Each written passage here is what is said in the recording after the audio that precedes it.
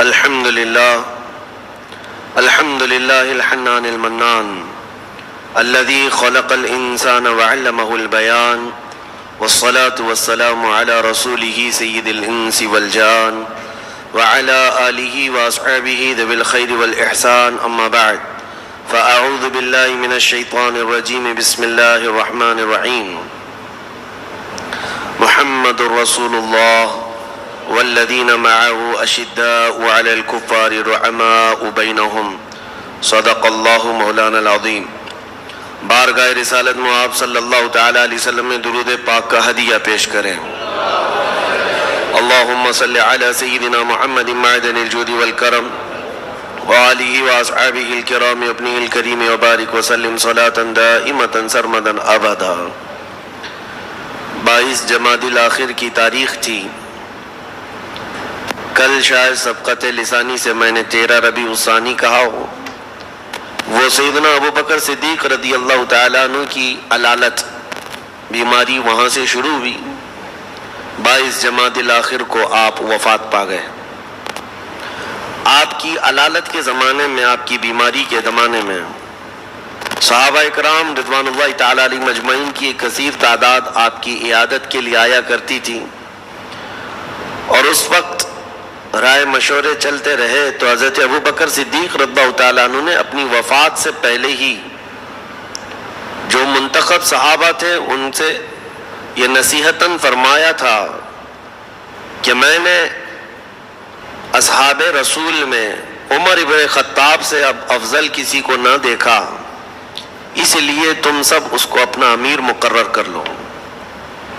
سیدنا ابو بکر صدیق رضی اللہ تعالیٰ عنہ کا یہ فرمان، آپ کی یہ نصیحت، وہ سارے صحابہ نے دل و جان سے قبول کر لی۔ یہ ایک ہی خلیفہ ہیں سیدنا عمر ابن خطاب رضی اللہ تعالیٰ عنہ، جن کے متعلق بہت زیادہ رائیں اور بہت زیادہ جیسے الیکشن والے معاملات نہیں پیش آئے ہیں۔ جس دن سیدنا ابو بکر صدیق رضی اللہ تعالیٰ عنہ کی وفات ہوئی، آپ کی تدفین ہوئی، اسی دن حضرت عمر فاروق رضی اللہ تعالیٰ عنہ خلیفہ مقرر ہو گئے۔ ایک ہی دن، اسی دن 22 جمادی الاخر کو ہی سیدنا عمر ابن خطاب رضی اللہ تعالیٰ عنہ کے دور خلافت کا آغاز ہو جاتا ہے۔ یہ وہ حسین دور ہے جس دور کی روشنائی، جس دور کی سچائیاں پورے اکناف عالم میں پھیلی ہوئی ہیں۔ وہ عمر جس کے آداب پہ شیدا سقر، اس خدا دوست حضرت پہ لاکھوں سلام۔ سیدنا عمر ابن خطاب رضی اللہ تعالیٰ عنہ نبی کریم صلی اللہ تعالیٰ علیہ وسلم کے ولادت باسعادت کے 17 سال بعد پیدا ہوئے تھے۔ تقریباً اصحاب عام الفیل کا جو واقعہ پیش آیا اس کے 17 سال بعد، بعض روایات میں کہ 13 سال بعد پیدا ہوئے۔ تو سیدنا عمر فاروق رضی اللہ تعالیٰ عنہ 13 سال بعد اگر جیسا پیدا ہوئے ہیں، تو سیدنا ابو بکر صدیق رضی اللہ تعالیٰ عنہ کی خلافت کا دور جو ختم ہوا 2 سال 3 مہینے کچھ دن کے بعد، یعنی 3 سال کے آس پاس، اس کے بعد حضرت عمر فاروق کا زمانہ 10 سال کا رہا۔ یہ خلافت فاروقی 10 سال تک چلی، ایک لمبا عرصہ خلافت کا آپ کو ملا ہے۔ اس اعتبار سے جب حضرت عمر کی وفات ہوئی تھی تو عین آپ کی عمر 63 سال کی ہی تھی، جیسے رسول اللہ صلی اللہ علیہ وسلم کی عمر پاک۔ نبی کریم صلی اللہ تعالیٰ علیہ وسلم اس دنیا سے جب پردہ فرمائے تھے آپ کی عمر 63 سال تھی۔ حضرت ابو بکر صدیق جب وفات پائے آپ کی عمر 63 سال تھی۔ حضرت عمر جب وفات پائے آپ کی عمر بھی 63 سال تھی۔ کیسی عظیم مطابقت بھی ہے۔ اور جب آپ کی عمر 27 سال کی تھی، بھری جوانی تھی، حضرت عمر ابن خطاب رضی اللہ تعالیٰ، یہ بھی قرشی ہیں، قریش خاندان سے ہیں، اور بہت ہی عظیم پہلوانوں میں شمار ہوتے تھے، اور لوگ آپ کے رعب و دبدبے سے ڈرتے بھی تھے۔ زمانے جاہلیت کی بات کر رہا ہوں۔ تو بعثت نبوی کا تیسرا سال تھا اور بعض روایت میں چھٹا سال تھا، یعنی نبی پاک صلی اللہ تعالیٰ علیہ وسلم کے اعلان نبوت کے تیسرے سال اور بعض روایت میں چھٹے سال آپ نے اسلام قبول کیا۔ جس وقت حضرت عمر نے اسلام قبول کیا اس وقت 39 مرد اور 11 عورتیں اسلام لا چکی تھیں، آپ کا نمبر 40واں تھا۔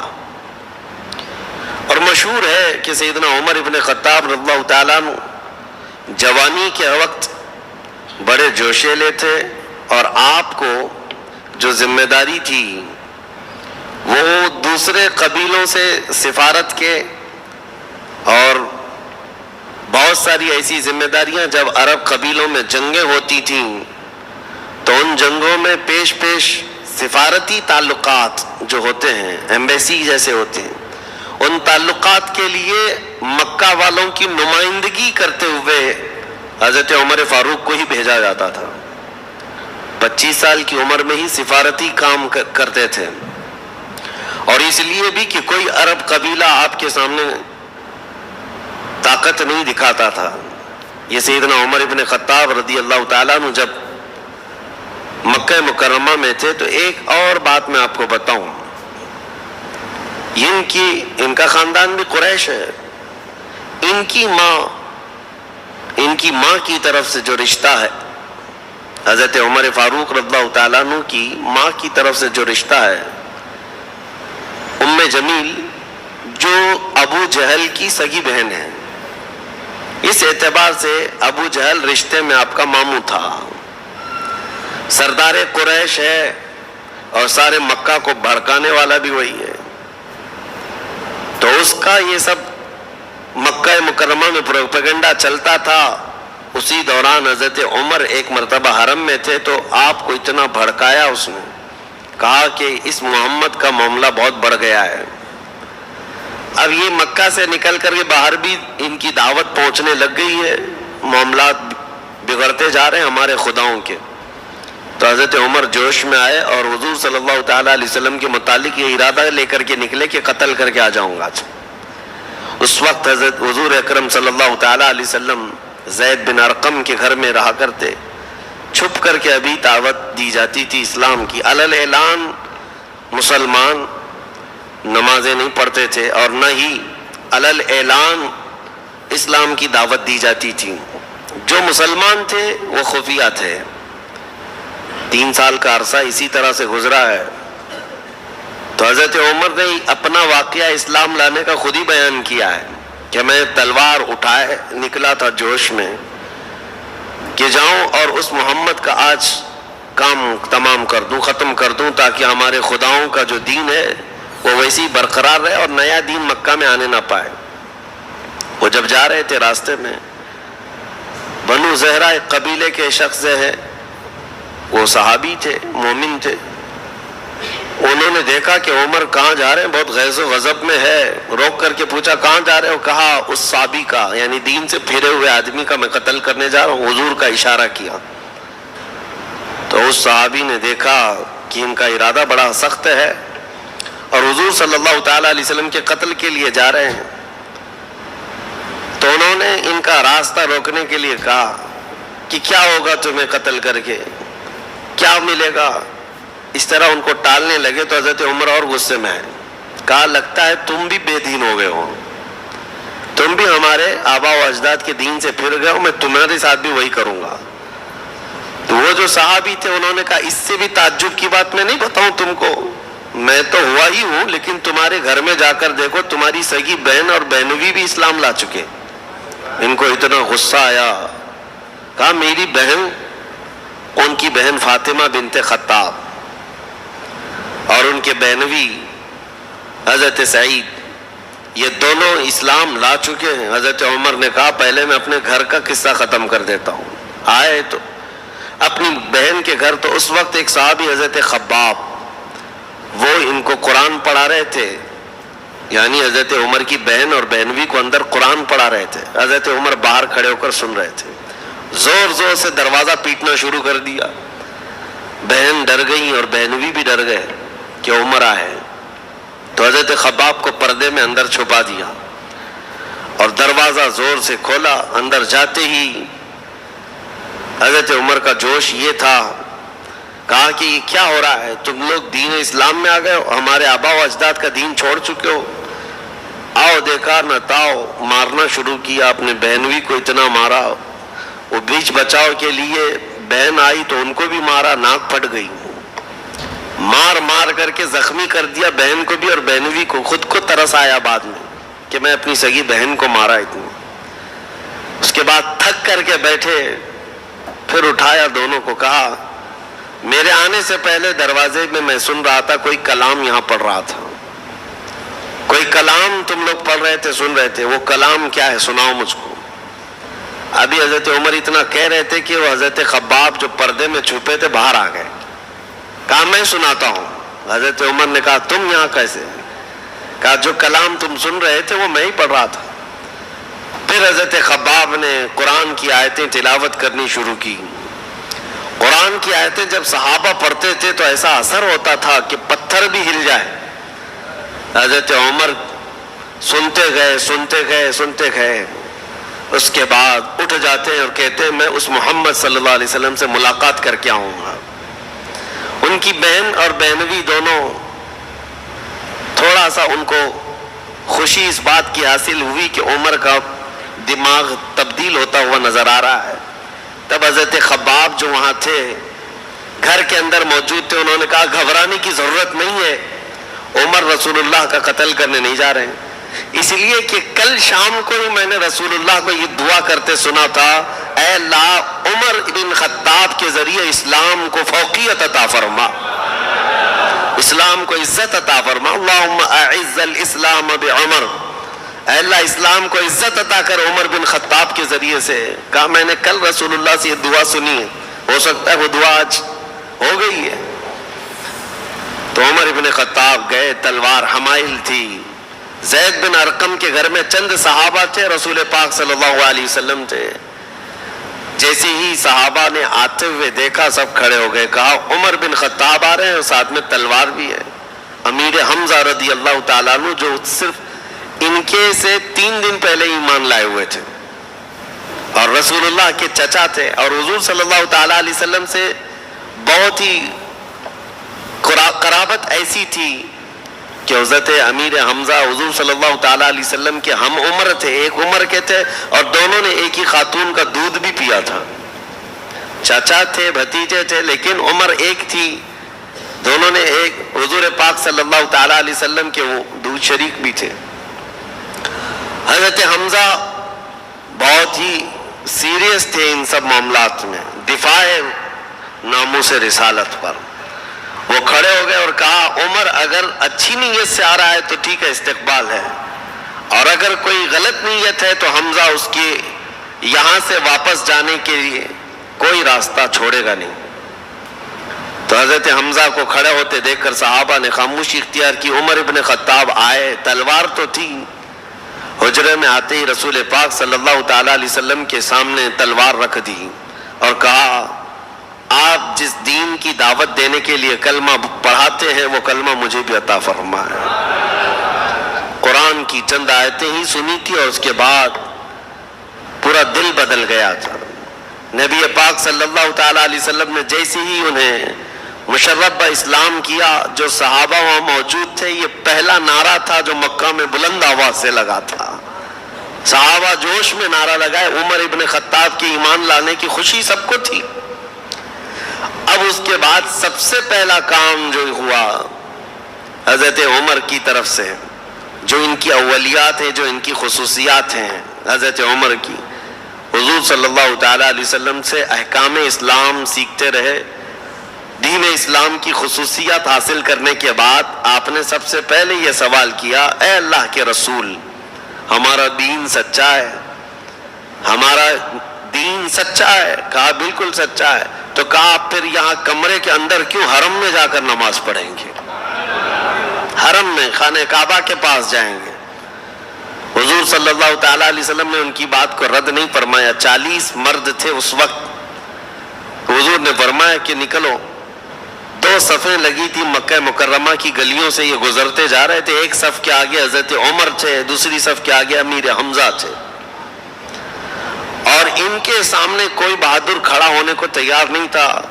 تو حضرت عمر کے ایمان لانے کے بعد سب سے پہلے سارے صحابہ مومنین راستوں پر چلتے ہوئے حرم پاک میں داخل ہوئے اور علل اعلان وہاں پر نماز ادا کی یا عبادت کی. اور پہلا خطبہ حرم میں جنہوں نے دیا وہ حضرت ابوبکر صدیق تھے. اس کے بعد نبی پاک صلی اللہ تعالی علیہ وسلم نے عمر بن خطاب کو اسی دن ایک لقب عطا کیا, تم فاروق ہو. فاروق کا مطلب ہے فرق پیدا کرنے والا کفر اور اسلام کے درمیان. اس دن آپ نے ایسا واضح فرق بتا دیا مومنین کون ہوتے ہیں. سیدنا عمر ابن خطاب رضی اللہ تعالیٰ عنہ کے اسلام لانے کے بعد آپ اگرچہ بڑے پہلوان تھے, سارے تھے, لیکن پھر بھی مشقتیں برداشت کی, کیونکہ عرب سب ایک طرف ہو جاتے تھے, خاندان کے خاندان, قبیلوں کے قبیلے دشمنی پر اتر آتے تھے. اور اس کے بعد جب رسول کریم صلی اللہ تعالیٰ علیہ وسلم کی ہجرت کا وقت آیا تو حضور صلی اللہ تعالیٰ علیہ وسلم سے پہلے ہی حضرت عمر نے ہجرت کی تھی. حضور صلی اللہ تعالیٰ علیہ وسلم ابھی مدینے گئے نہیں تھے اس سے پہلے. اور حضرت عبداللہ بن مسعود کہتے ہیں کہ ہم نے مکہ سے جتنے صحابہ ہجرت کی ہے سب کی ہجرت پتہ ہے, لیکن عمر بن خطاب نے جیسی ہجرت کی ہے ویسی کسی نے نہیں کی. کہا اس میں کیا ہے؟ کہا سب رات کے وقت یا پھر الگ انداز سے خفیہ راستوں سے ہجرت کر کے جاتے, کیونکہ مکہ والے پکڑتے تو مارتے بھی تھے, مال لوٹتے بھی تھے, بہت سارے تھے. لیکن عمر ابن خطاب کو جس دن ہجرت کرنی تھی سواری لیا, سامان لیا اور سیدھے حرم میں آئے اور خانہ کعبہ کا 7 مرتبہ طواف کیا. وہاں قریش کے بڑے بڑے سردار بیٹھے ہوئے تھے, سب کو پکار کر کے کہا عمر بن خطاب آج سے مکہ چھوڑ کر ہجرت کر کے مدینہ جا رہا ہے, تم میں سے کسی کی ماں نے دودھ پلایا ہے تو عمر کا مقابلہ کرو.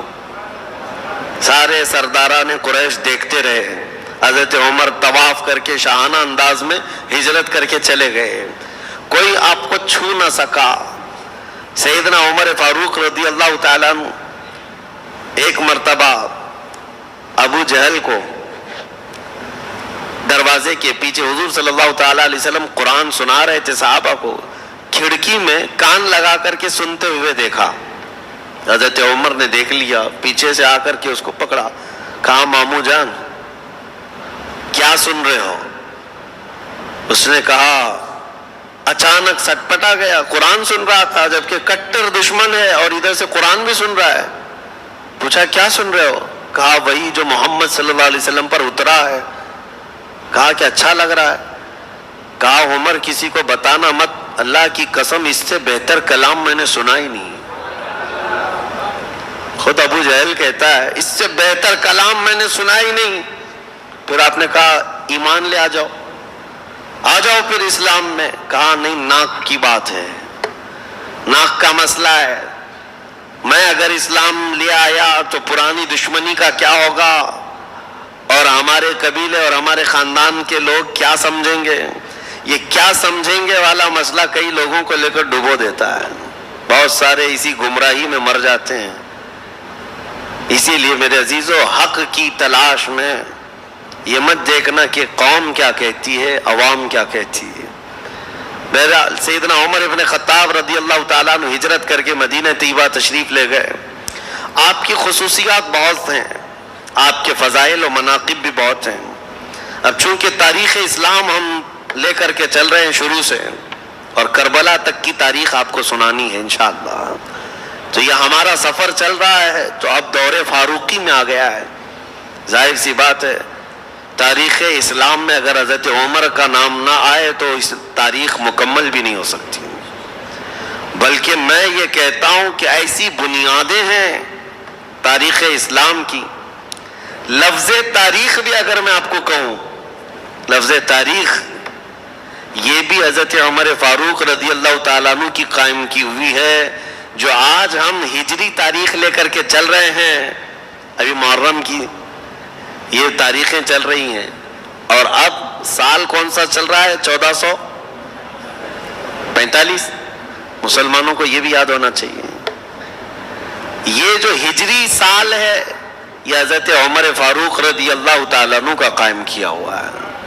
تو ظاہر سی بات ہے جس نے تاریخ کی بنیاد رکھی، پھر جب تاریخ بیان ہو تو اس کا بیان تو ہوگا ہی. لیکن سیدنا عمر ابن خطاب رضی اللہ تعالیٰ عنہ کے فضائل و مناقب بیان سے بہت زیادہ ہیں، بہت زیادہ ہیں. بس ان کی فضیلت میں اتنی بات کافی ہے کہ میرے آقا صلی اللہ تعالیٰ علیہ وسلم نے فرمایا، کل جیسے میں نے ایک حدیث بتائی تھی حضرت ابو بکر صدیق کی فضیلت میں اتنا کافی ہے کہ رسول اللہ صلی اللہ علیہ وسلم نے فرمایا، جتنے لوگوں نے میرے ساتھ احسان کیا میں نے سب کے احسان کا بدلہ چکا دیا سوائے ابو بکر کے. یہ ان کی فضیلت میں کافی ہے. اللہ کے نبی نے فرمایا. عمر ابن خطاب رضی اللہ تعالیٰ عنہ کی فضیلت میں اتنی بات کافی ہے کہ میرے آقا نے فرمایا، اگر میرے بعد کوئی نبی ہوتا تو وہ عمر ہوتے، لیکن میں خاتم النبیین ہوں، میرے بعد کوئی نبی نہیں ہوگا. تو یہ اتنی فضیلت کافی ہے. بلکہ حضرت کعب احبار رضی اللہ تعالیٰ عنہ وہ فرماتے ہیں کہ حضرت عمر کی پوری زندگی دیکھو تو بنی اسرائیل میں ایک بادشاہ تھا، اس بادشاہ سے ملتی جلتی ہے ساری اسی طرح سے. اور آپ کے اوصاف حمیدہ، آپ کے خصائل، آپ کے مناقب، آپ کی فضیلتیں صرف احادیث میں نہیں ہے، تورات و انجیل میں بھی آئی ہوئی ہیں. پرانی کتابوں میں بھی حضرت عمر فاروق رضی اللہ تعالیٰ عنہ کے متعلق بشارتیں آئی ہوئی. یہ جو صحابہ ایمان لائے یہودیت سے یا عیسائیت سے، انہوں نے کہا ہے کہ ہم نے مقدس کتابوں میں یہ تذکرہ سنا ہے، اس اعتبار سے حضرت عمر کا تذکرہ تھا. یہ عزیزان گرام وقار، سیدنا عمر فاروق رضی اللہ تعالیٰ عنہ کی فضیلت میں میرے آقا نے جو فرمایا کہ جس راستے سے عمر گزرتا ہے شیطان اس راستے پر نہیں آتا، ان کی خوشبوؤں سے شیطان بھاگ جایا کرتا ہے. بس یہ ہے کہ آپ کی طبیعت میں تھوڑی صلابت تھی، سختی تھی، وہ فطری تھی، بچپن سے تھی. اسی وجہ سے جب حضرت ابو بکر صدیق رضی اللہ تعالیٰ عنہ کی وفات کا وقت قریب آیا اور جب آپ نام لے رہے تھے عمر ابن خطاب کا کہ میں چاہتا ہوں کہ میرے بعد عمر ابن خطاب تمہارے امیر مقرر ہو، خلیفہ ہو، تو جو صحابہ تھے ان میں سے ایک صحابی آیا اور کہا، امیر خلیفہ رسول اے ابو بکر صدیق رضی اللہ تعالیٰ کیا کر رہے ہیں آپ؟ عمر ابن خطاب کو ان کی سختی کے آگے کون ٹک پاتا ہے؟ ان کی صلابت اور ان کا جو سخت مزاج ہے وہ کیسے ہانکیں گے؟ تو حضرت ابو بکر صدیق رضی اللہ تعالیٰ عنہ نے اس وقت بیماری کے عالم میں ہی تمام صحابہ اور مومنین کو ایسا قائل کیا اور فرمایا کہ یہ دین مصطفیٰ ہے، نبی کریم صلی اللہ تعالیٰ علیہ وسلم کا لایا ہوا نظام ہے، اس نظام کے لیے صلابت اور سختی کی بہت ضرورت ہے. دین اسلام کی سرحدیں بڑھتی جا رہی ہیں. صحابہ نے پھر محسوس کیا کہ اب ہمیں ایسا امیر بھی چاہیے جو اتنا سخت ہو، اتنا سخت ہو. اور سختی کس بات میں؟ صرف شریعت مصطفیٰ میں، باقی اپنی ذات کے لیے، اپنے نفس کے لیے نہیں. تو صحابہ نے بالاتفاق آپ کو امیر مقرر کر لیا تھا.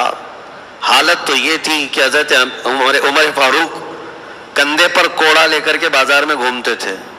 جب مدینے کے بازاروں میں جاتے تھے کوڑا ان کا کندھے پر ہی رہتا تھا، جہاں جس کو کچھ گناہ کرتے ہوئے پاتے وہیں کوڑے لگاتے تھے. شریعت مصطفیٰ میں کوڑے کی بھی ضرورت پڑتی ہے. بعض لوگ یہ کہتے ہیں ہر چیز پیسفلی ہونی چاہیے، امن کے ساتھ ہونی چاہیے. اگر سارے انسانوں کے طبیعت میں امن ہی ہوتا تو پولیس کی بھی ضرورت نہیں ہوتی، لیکن ایسا حقیقت میں ہے نہیں. دنیا کی ہر کنٹری، دنیا کا ہر نظام پولیس کا شعبہ رکھتا ہے، ایک ڈپارٹمنٹ رکھا جاتا ہے. کیوں؟ کرائم پر کنٹرول کے لیے. اور ان کو سختی کرنے کا حکم بھی دیا جاتا ہے کیونکہ انسانوں کی طبیعت میں ہے، فطرت میں ہے کہ ان کو کچھ سختیاں ایسی ہیں جو سیدھے راستے پر رکھ سکتی ہیں. حضرت عمر فاروق رضی اللہ تعالیٰ عنہ کے، میں اب آپ کو یہ بات اس لیے کہہ رہا ہوں کہ یہ ابھی آپ کو سننا ضروری ہے کہ آپ کے اندر کی یہ جو سختی تھی، صلابت تھی، اور آپ جو فیصلے لیتے تھے اس کا اثر بڑے بڑے صحابہ پر بھی ہوا ہے. بڑے بڑے صحابہ پر بھی اس کا اثر ہوا ہے. وہ کسی کی رعایت نہیں کرتے تھے. یہاں تک کہ اپنے دور خلافت میں آپ نے پابندی لگا دی تھی کہ جتنے علاقوں میں گورنر بنے ہوئے صحابہ ہیں ان کی بھی دیکھ بھال کے لیے کچھ لوگوں کو رکھتے کہ اگر وہ قیمتی گھوڑا اختیار کر لیتے، ترکی گھوڑا اس وقت بہت قیمتی سمجھا جاتا تھا، حضرت عمر ان کو دوسرے دن ان کو معزول کرنے کا لیٹر جاری کر دیتے تھے، اتر جاؤ تم. یا اگر ان کو بہت قیمتی لباس پہنتے ہوئے دیکھتے منع کرتے. یہ سختی حضرت عمر فاروق رضی اللہ تعالیٰ عنہ کی شریعت مصطفیٰ کے نفاذ کے لیے تھی. بہت بڑے درہم و دینار تو چھوڑیں، ایک دن کا بھی آپ غلط انداز سے کسی کو نہ کھانے دیتے تھے نہ اسراف کرنے دیتے تھے. اس کے خلاف تھے آپ، اس کے خلاف رہتے تھے ہمیشہ کہ مسلمانوں کے مال کا ایک آدھا درہم بھی ضائع نہ ہونے پائے.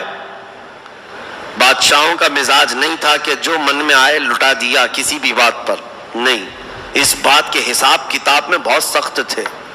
یہاں تک کہ آپ کو میں بتاؤں، اپنے بیت المال کا جو داروغہ تھا اس کو آپ نے اتنا سخت بنا رکھا تھا حساب کتاب کے لیے کہ حضرت عمر فاروق خود بھی اگر بیت المال سے کبھی قرضہ لیتے تو بیت المال کا داروغہ آپ سے لڑنے کے لیے آ جاتا تھا. اتنے دن ہوئے ابھی تک آپ نے دیا نہیں، خلیفہ ہیں آپ. حضرت عمر کہتے میرے پاس ہے نہیں، آ جانے کے بعد دے دوں گا. وہ تقاضا کرتے کرتے گھر کو لپٹ جاتا تھا، روایت میں موجود ہے. امیر المومنین کے دروازے کو لپٹ جاتا تھا، کہتا تھا زیادہ دن ہو رہے ہیں آپ کے اوپر قرضہ ہو گیا ہے، جلدی ادا کیجیے. لیکن حضرت عمر نے کبھی اس کے لیے کوڑا نہیں استعمال کیا. کوئی اگر دیکھتا تو یہ کہتا ارے یہ داروغہ بیت المال کا خلیفہ وقت کی طرف سے مقرر کیا ہوا داروغہ ہے، لیکن یہ تقاضا کرنے آ جاتا ہے مال کا، وہ بھی امیر المومنین سے. میاں یہاں تو پی ایم سے کوئی حساب ہی نہیں لے سکتا، جتنا چاہے دیش بیچ جائے، کوئی پوچھ بھی نہیں سکتا. اگر پوچھے گا تو اس کی تو سدسیتا ختم ہو جائے گی، ہاں اس کی رکنیت بھی ختم ہو جائے گی. پوچھنے کی ہمت یہاں نہیں ہے، کر بھی نہیں سکتے، چاہے تم پوری جھولی بھر کر کے یہاں سے پارسل کرو. یہ دور الگ ہے میرے عزیزوں، کہاں خلافت کو ہم کمپیئر کر سکتے ہیں. یہاں مال لوٹنے والے چور ڈاکو بیٹھے اور لوٹ کر کے خوب لے جائیں، سوئس بینک میں داخل کریں، لیکن ان کو سے کوئی دوسرا سوال نہیں کر سکتا، پوچھ نہیں سکتا. اگر پوچھ لیا تو اس کی خیر نہیں، دوسرے دن اس کے ہاں حکومت کی داماد ایجنسیاں آ جاتی ہیں تحقیقات کے لیے، تفتیش کے لیے. یہ تو سسٹم ہے. اپنے آپ کو کبھی انہوں نے حساب کے آگے نہیں رکھا کہ ہم سے کوئی مواخذہ نہیں کر سکتا، کوئی ان کو پوچھ نہیں سکتا تم 12 لاکھ کا سوٹ کیوں پہنتے ہو، نہیں پوچھ سکتا. لیکن وہ دور فاروقی تھا، جبہ بھی اگر لمبا ہوتا تو صحابہ پوچھ لیتے تھے. بھرے مجمع میں حضرت سلمان فارسی نے آپ سے پوچھا تھا کہ مال غنیمت میں کپڑا آپ نے تقسیم کیا تھا سب صحابہ کو، کسی کا پورا جبہ نہیں بن رہا تھا، حضرت عمر کا پورا جبہ بن گیا. صحابی نے بیچ مجمع میں کھڑے ہو کر پوچھا آپ کا کیسے بن گیا، سب کا تو نہیں بنا، ویسے بھی آپ قد میں لمبے تھے. حضرت عمر نے یہ نہیں کہا کہ کیا تم کو سوال کرنے کا حق ہے، بلکہ جواب دیا، کہا مال غنیمت میں میرے بیٹے کو بھی کپڑا ملا تھا، انہوں نے مجھے ہبہ کر دیا، دونوں کپڑے ملا کر کے میں نے سلایا، میرا جبہ بن گیا ہے. جواب دینے کا حق تھا. اور جب وہ اپنے آپ کو اس کا مواخذہ کرنے کا مستحق سمجھتے تھے، وہ داروغہ کو جب اتنا سخت بنا کر رکھے تھے حضرت فاروق رضی اللہ عنہ کہ وہ آپ سے تقاضا کرتا تھا قرضے کے، اور باقی دوسری چیزوں پر سختی اس قدر تھی کہ کسی کی رو رعایت نہیں تھی. عدل و مساوات میں، حساب کتاب میں، صحابہ اکرام رضوان اللہ تعالی علیہ مجمعین کے معاملات میں بڑے سخت تھے فیصلہ لینے میں. صحیح روایت میں اگر آپ کو بتاؤں، جب آپ کی وفات ہوئی تھی، آپ کے جسم پاک پر چادر پڑی ہوئی تھی، دیدار کے لیے بہت لوگ آئے. جب صحابہ، ان میں سے مولا علی کرم اللہ وجہہ الکریم آئے، سیدنا علی بن ابی طالب کرم اللہ وجہہ الکریم چادر ہٹاتے ہیں اور لوگوں سے کہتے ہیں لوگوں گواہ ہو جاؤ، رسول اللہ صلی اللہ تعالی علیہ وسلم کے صحابہ میں اس سے زیادہ نیکیاں کرنے والا دیکھا نہیں تھا، اس سے بہتر آدمی نہیں دیکھا. اور ابن عساکر کی روایت تو یہ ہے تاریخ ابن عساکر مشہور معتبر کتاب ہے. میں روایت آپ کو بتا دوں. حضرت علی کا یہ فرمان ہے کہ فرماتے اگر کسی کو وہ دیکھتے کہ حضرت علی فرماتے ہیں مجھ کو ابو بکر اور عمر سے افضل بتائے تو میں اس کو 80 کوڑے ماروں گا. کوڑے لگوا دیتے حضرت علی کرم اللہ وجہہ الکریم. آپ نے اعلان فرمایا تھا. وہ اس حد درجے تعظیم کرتے تھے سیدنا ابو بکر صدیق کی بھی اور حضرت عمر کی بھی. یہ بتانا ضروری اس لیے ہے کہ بعض لوگوں کو یہ لگتا کہ یہ غصب کی ہوئی خلافتیں تھی.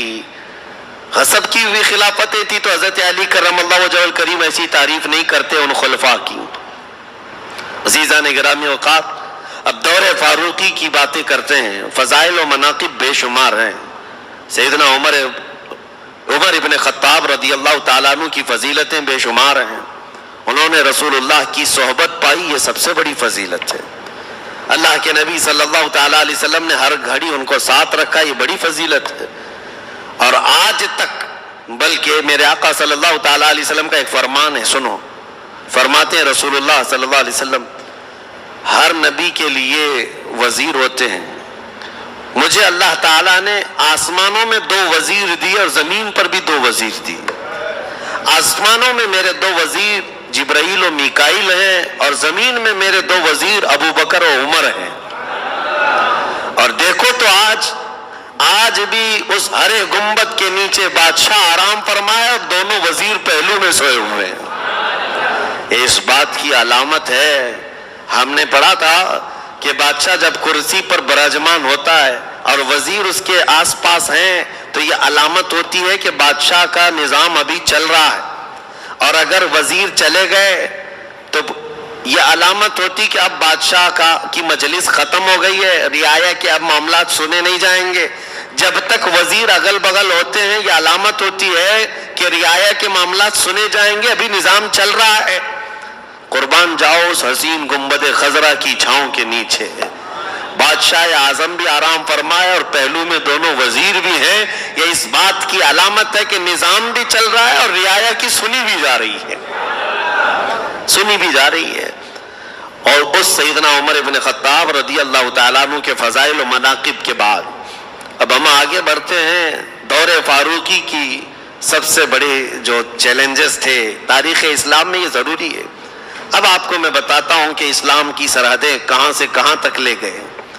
حضرت عمر کا زمانہ ہے اور آپ نے کل سنا تھا حضرت ابو بکر صدیق کے دور میں حضرت خالد بن ولید نے ایران کو چھیڑ کر رکھا تھا. عراق کے بہت سارے علاقے آپ نے فتح کر لیے تھے، اجنادین وغیرہ، فرات کے علاقہ. اور حضرت خالد بن ولید رضی اللہ تعالیٰ عنہ کی یہ مہم اب روک دی گئی تھی. ایران کے سخت گیر لوگ تھے.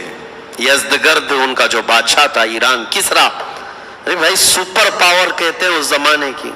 ہزاروں لاکھوں کی فوج رکھتے تھے. اتنا آسان نہیں تھا. مہم تو چھڑی تھی حضرت ابو بکر صدیق کے زمانے میں. اور حضرت خالد بن ولید ملک شام گئے. وہیں تھے. شام رومیوں کے قبضے میں تھا جو رومن امپائر ہے. اب حضرت عمر فاروق رضی اللہ تعالیٰ عنہ کو یہ خبر تھی اچھی طرح سے کہ صدیق اکبر کے زمانے میں ایران کے ان علاقوں میں مہم چل رہی ہے، مسلمان گئے ہوئے ہیں، کچھ علاقے بتے ہوئے. تو آپ نے اسی مہم کو اور تازہ کرنے کے لیے اپنی خلافت کا سب سے پہلا خطبہ دیا. خلافت میں آنے کے بعد خطبہ دیا اور مسلمانوں کو ابھارنے لگے. تقریباً 20 دنوں تک کوئی آئے نہیں. پھر اس کے بعد جلال فاروقی ایسا تھا، آپ کے خطبے نے ایسا جوش بھر دیا کہ مدینہ طیبہ اور اطراف کے سارے مسلمان جمع ہونے شروع ہو گئے کہ ہم جائیں گے اس ایران کی طاقت کو تاخت و تاراج کریں گے. اب اس فوج کو جب حضرت عمر فاروق نے جمع کیا، ابو عبید ثقفی ہیں، بنو ثقیف قبیلے کے صحابی تھے، ان کی سپہ سالاری میں حضرت عمر فاروق رضی اللہ تعالیٰ عنہ نے مدینہ طیبہ سے فوج روانہ کی. اور یہ فوج نکلی، پھر ایران کی ان سرحدوں میں داخل ہونے لگی. ایران کے یزدگرد کو جب پتا چلا کہ مسلمان آ رہے ہیں تو چونکہ پہلے ہی جنگوں میں خالد بن ولید نے ان کے دانت کھٹے کر رکھے تھے، انہیں پتا تھا، تو اپنا مشہور و معروف پہلوان جس کو آج بھی دنیا نام سے یاد رکھتی ہے، رستم پہلوان، یہ ایران کا پہلوان ہے اور اس کی پہلوانی کے چرچے پوری دنیا میں تھے۔ رستم کو تیار کیا اور 20,000 کی فوج دے کر کے یزدگرد نے بھیج دیا مسلمانوں کی اس فوج کو روکنے کے لیے۔ حضرت ابو عبید ثقفی یہ بڑے جوش میں نکلے تھے اور ان کے ساتھ جو صحابہ تھے وہ تقریباً 2,000 تھے۔ 2,000 ان صحابہ کو لے کر کے وہ عراق میں پہلے داخل ہوئے، عراق کے کچھ علاقے فتح کرتے ہوئے فرات کے آگے جا رہے تھے، تو بہت سارے لوگوں نے منع کیا تھا، اس کے باوجود حضرت ابو عبید فرات کے اس پار گئے۔ ایرانی اس وقت جو لڑتے تھے وہ ہاتھیوں پر بیٹھ کر لڑتے ہیں اور عرب جو ہے گھوڑوں پر بیٹھ کر لڑتے تھے۔ گھوڑوں کا رواج تھا اور ان کے ہاں ہاتھی پر بیٹھ کر سوار ہو کر آتے، اور ان کے دیو پیکر ہاتھی ایسے تھے کہ جب وہ میدان میں آئے تو ان کے گھوڑے بدک گئے، بڑے بڑے جانوروں کو دیکھ کر ہاتھیوں کو۔